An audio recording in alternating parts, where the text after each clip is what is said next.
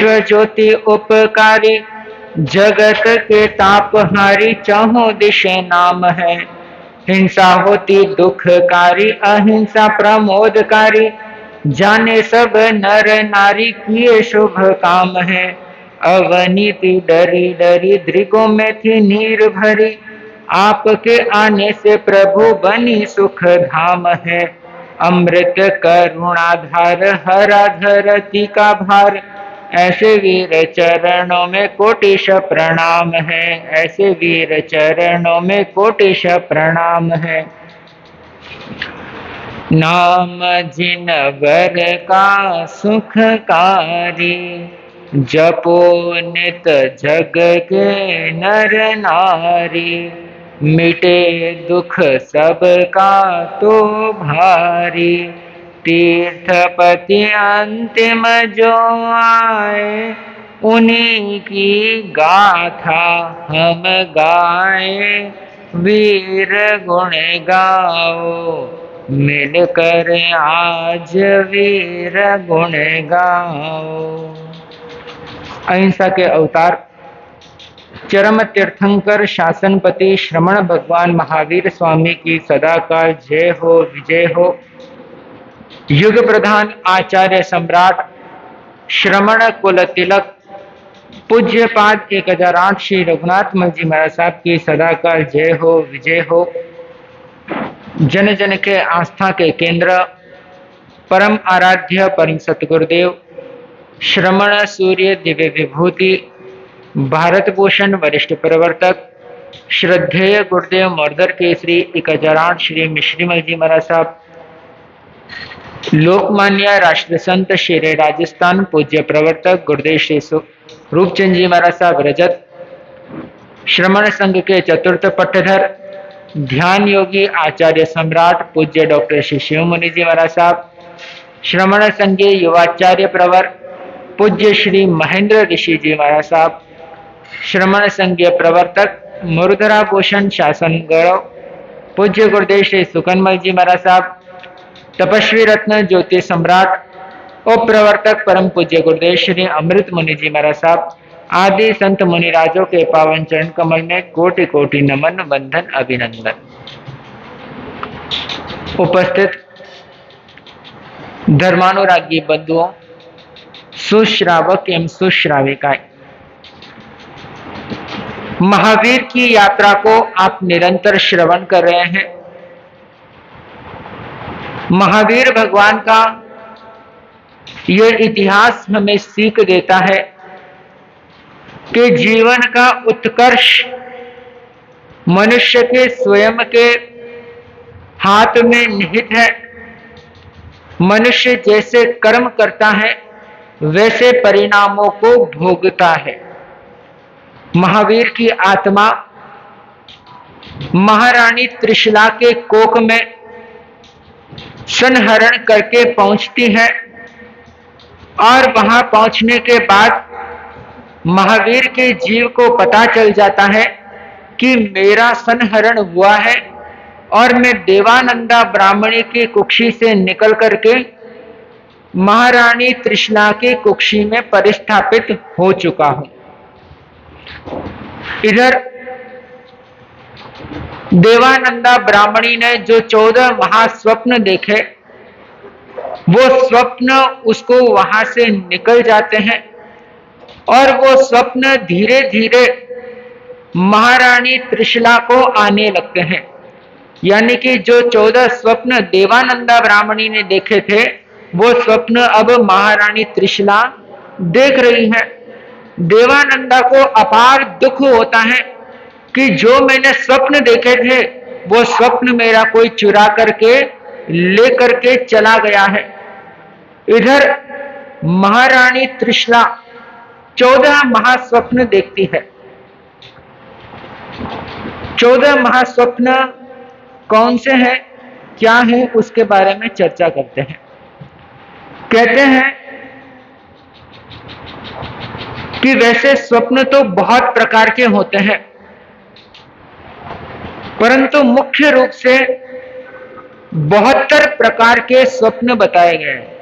72 प्रकार के स्वप्न बताए गए हैं, जिनमें से 42 प्रकार के स्वप्न अशुभ होते हैं, जिनके देखने से जीवन में अशुभ घटनाएं घटती हैं, और वही 30 महास्वप्न हैं जिनको देखने से जीवन के अंदर शुभता प्रकट होती है। कहते हैं कि तीर्थंकर की माता और चक्रवर्ती की माता दोनों ही 14-14 स्वप्न देखती है। दोनों के स्वप्नों में अंतर यह होता है कि तीर्थंकर की माता 14 स्वप्नों को स्पष्ट रूप से देखती है, कोई प्रकार की दृष्टि बाधा नहीं होती है, परंतु चक्रवर्ती की माता वो सारे स्वप्न क्या है, धुंधले रूप में देखती है। यानी कि तीर्थंकर का पुत्र यानी कि तीर्थंकर की जो माता होती है वो स्पष्ट रूप से स्वप्न को देखती है, और चक्रवर्ती की माता स्पष्ट रूप से न देकर के धुंधले धुंधले रूप में 14 स्वप्नों को देखती है। और वही 3 खंड का अधिपति बनने वाला वासुदेव, उसकी माता 7 महास्वप्नों को देखती है, और बलदेव की माता 4 महास्वप्नों को देखती है, और मांडलिक राजा को जन्म देने वाली माता एक स्वप्न को देख करके अपनी संतान को जन्म देती है। सपनों का हमारे जीवन में बहुत महत्व होता है। जैसे स्वप्न हम देखते हैं, वो स्वप्न आने वाले हमारे समय को इंगित करता है। अच्छा स्वप्न अच्छे समय को प्रदर्शित करता है, और बुरा स्वप्न बुरे समय को प्रदर्शित करता है। स्वप्न हमारे भाग्य को नहीं बदलता है, बल्कि आने वाले समय का केवल और केवल मार्गदर्शक होता है। हमारे यहाँ पर निमित्त शास्त्र कहा जाता है। निमित्त शास्त्र का मतलब होता है कि लक्षण वगैरह को देख करके भविष्य का कथन करना निमित्त शास्त्र कहलाता है। अब निमित्त शास्त्र के अंदर बहुत प्रकार है, जैसे अंग स्फुरण शास्त्र भी उसमें आता है। कई लोग कहते हैं मेरी दाई आंख फड़कती है, बाई आंख फड़कती है, भुजाएं फड़कती है, ये क्या होती है? अंग स्फुरण शास्त्र होता है। फिर लक्षण शास्त्र होता है। लक्षण शास्त्र के अंदर किसी के शरीर के अंदर तिल होता है, किसी के छाती में निशान होते हैं, किसी के हाथ में निशान होता है, किसी के पैरों के अंदर सूर्य रेखा, पद्म रेखा, तिल आदि होती है। तो ये चिन्ह देकर के भी भविष्य का क्या किया जाता है? आंकलन किया जाता है। उसके बाद में भूमि शास्त्र आता है। भूमि शास्त्र के अंदर कौन सी भूमि कैसी है, कौन सी भूमि खराब है, किस भूमि पर मकान बनाना चाहिए, किस भूमि पर मकान नहीं बनाना चाहिए, ये सारा भूमिकंप शास्त्र के अंदर आ जाता है। उसके बाद में हाथ के लिए सामुद्रिक शास्त्र आता है, जो हाथ की रेखाओं के माध्यम से भविष्य की कल्पनाएं संजोता है। उसके बाद में ज्योतिष शास्त्र आता है। उसके भी 2 भाग है, एक तो गणित भाग है और एक फलित भाग है। फलित भाग के अंदर जो कुंडली वगैरह होती है, हॉरोस्कोप होता है, उसका कथन किया जाता है। और गणित के अंदर मुहूर्त विज्ञान, और मुहूर्त के अंदर भी बहुत सारे प्रकार होते हैं। मुहूर्त भी क्या होते हैं? कई तरह तरह के मुहूर्त उसके अंदर होते हैं। आवागमन यात्रा का मुहूर्त होता है, कोई नया कार्य करने का मुहूर्त होता है, ज्ञानार्जन करने का मुहूर्त होता है। ये सारा गणित विभाग के अंदर आ जाता है। उसके बाद में मंत्र शास्त्र होता है, तंत्र शास्त्र होता है। ये सारे के सारे निमित्त शास्त्र के अंदर आ जाते हैं। अब कई लोग भ्रामक ज्ञान के चलते, अधूरे ज्ञान के चलते ये कहते हैं कि जैन धर्म के अंदर इन सभी चीजों का कोई महत्व नहीं है।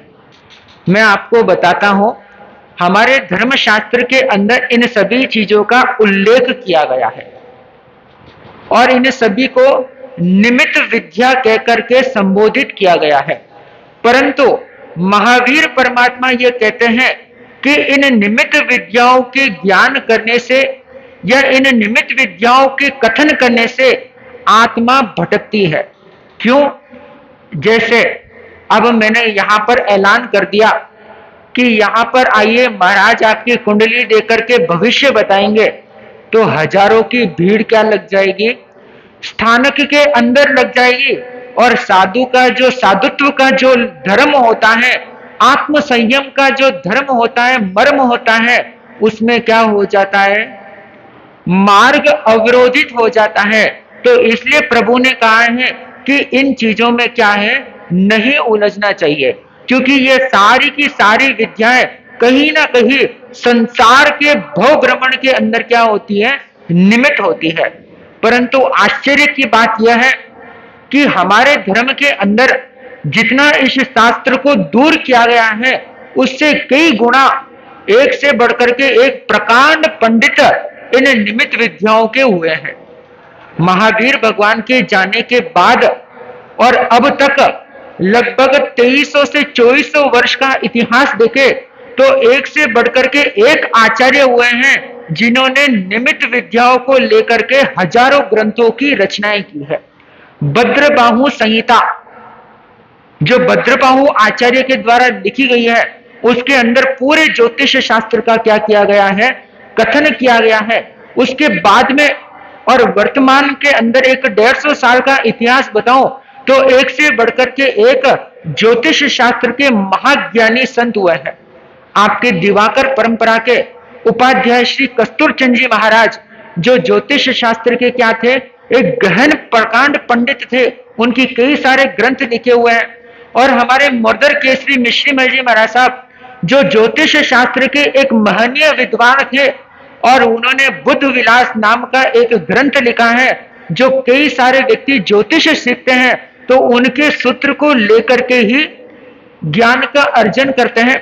और उसके बाद में कई सारे एक से बढ़कर के एक संत हुए, चाहे उनके नाम गिनाओ तो चाहे 10 दिन भी क्या पड़ जाएंगे, कम पड़ जाएंगे। और देखो हमारे यहाँ पर जितना भी कार्य होता है सभी मुहूर्त के साथ होता है। दीक्षा किसमें दी जाती है, शुभ मुहूर्त में दी जाती है। चौमासे का प्रवेश क्या करते हैं हम, शुभ मुहूर्त के अंदर करते हैं। इसलिए किया जाता है कि यह मुहूर्त हमारे चतुर्विध संघ में क्या देवे, शांति प्रदायक बने। कोई भी कार्य हम करते हैं तो उस कार्य के अंदर समय का बहुत बड़ा क्या होता है, महत्व होता है। और हमारे आगम के अंदर कहा गया है कि अगर कोई भी मुहूर्त न मिले तो सिद्ध छाया मुहूर्त के अंदर क्या किया जाए, कोई भी कार्य किया जाए। अब बताओ सिद्ध छाया मुहूर्त क्या होती है, कभी सुना है आपने? सिद्ध छाया मुहूर्त वो होता है कि दिन का वो भाग जिस भाग के अंदर हमारी परछाई न पड़ती हो, ऐसा समय जिस समय में हमारी कोई भी परछाई न पड़ती हो, ऐसे समय सिद्ध छाया मुहूर्त के अंदर कोई भी प्रकार का कार्य हम क्या कर सकते हैं, सहज रूप में कर सकते हैं। वैसे बहुत सारे मुहूर्तों का क्या है, हमारे शास्त्र के अंदर वर्णन किया गया है। और निमित्त विद्याएं हमारे आने वाले समय का क्या होता है, महान पथ प्रदर्शक होता है। हमारे मुरदर केसी जी महाराज की ज्योतिष शास्त्र की विद्वता में आपको बताना चाहूंगा कि जब उनका देवलोक गमन होने वाला था, ठीक उससे एक साल पहले उन्होंने अपने स्वयं के हाथों से लिख दिया था कि 1 जनवरी लगत ही मिश्री तिथि मलिन, साव चेत याते रहो आत्म भाव में लीन। यानी कि जैसे ही 1 जनवरी लग जाएगी, ये मिश्री की जो तिथि है वो धीरे धीरे क्या हो जाएगी, विलीन होने लग जाएगी। और ये सच निकला कि जनवरी माह के अंदर ही उनका क्या हुआ था, महाप्रयाण हुआ था। और एक साल पहले बहुत सारे ग्रंथों के अंदर उनका लिखा हुआ ये दोहा भी छप चुका था। कहने का तात्पर्य यह है कि ज्योतिष शास्त्र बुरा शास्त्र नहीं है, बल्कि योग्य व्यक्ति के पास क्या होना चाहिए, ज्ञान होना चाहिए।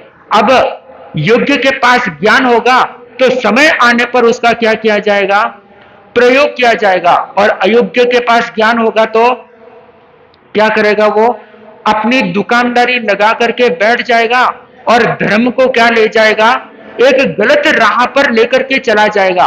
और इतिहास के अंदर बहुत सारे ऐसे उदाहरण हैं। अब मुझे बताओ कि हमारा धर्म दक्षिण में कैसे गया, दक्षिण के अंदर हमारा धर्म कैसे गया? कहते हैं कि एक बहुत बड़े आचार्य हुए, उन्होंने देखा कि पूरे उत्तर के अंदर 12 साल का क्या पड़ गया है, दुर्भिक्ष पड़ गया, अकाल पड़ गया है। और ऐसे समय में इंसानों के लिए क्या, जानवरों तक के लिए खाना पीने का क्या नहीं रहा है, कोई प्रकार की व्यवस्था नहीं रही है। तब उन्होंने अपनी विद्या का प्रयोग करते हुए बहुत सारे संघीय समुदाय को क्या किया, दक्षिण की ओर प्रस्थान किया। और भी ऐसे क्या है, बहुत सारे ऐतिहासिक उदाहरण क्या है, भरे पड़े हैं। एक सीधा और स्पष्ट उदाहरण मैं आपको देना चाहूंगा कि जब महावीर भगवान निर्वाण को प्राप्त होने वाले थे, उस समय देवताओं ने क्या निवेदन किया कि भगवान कुछ समय के लिए आप अपने निर्वाण को क्या है, टाल दीजिए। अगर आप निर्वाण को टाल देते हैं तो आपके शासन पर जो भस्म ग्रह लगने वाला है वो क्या हो जाएगा, टल जाएगा। अब मुझे बताओ, ये भस्म ग्रह कौन देख के बताया, कैसे पता चला, कैसे इसकी गणित की गई?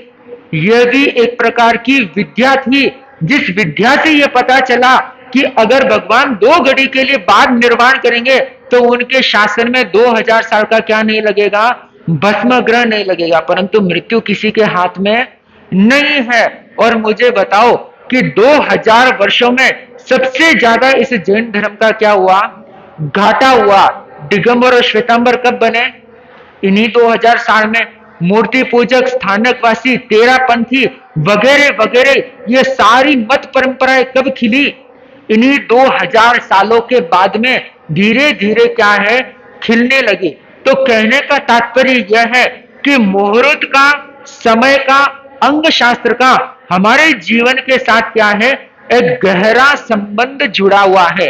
और इस विद्या को एक सीधे और स्पष्ट तरीके से हम यह समझ सकते हैं कि यह विद्या हमारे आने वाले समय का क्या होता है, केवल और केवल मार्गदर्शक होता है। यह हमारा भविष्य नहीं बदल सकता है। हाँ, अगर ज्योतिष विद्या के माध्यम से सही राह पर चलते रहेंगे तो हमारे आने वाले संकटों के परिणामों में क्या आ सकता है, अंतर आ सकता है।